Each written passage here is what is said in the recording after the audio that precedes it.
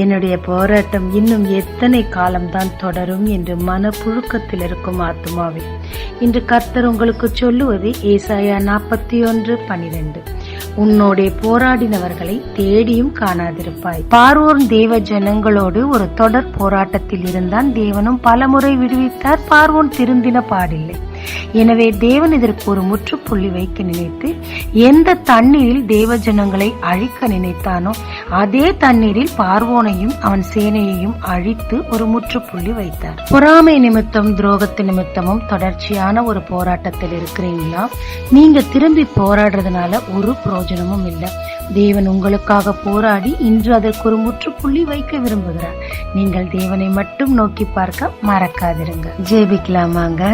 தேவரீர், என் போராட்டத்திற்கு நீர் ஒரு முற்றுப்புள்ளி வைக்க போறதற்காக உமக்கு நன்றி. நம்பிக்கையோடு காத்திருக்க கிருபை தாரும். இயேசு மூலம் பிதாவே, ஆமென்.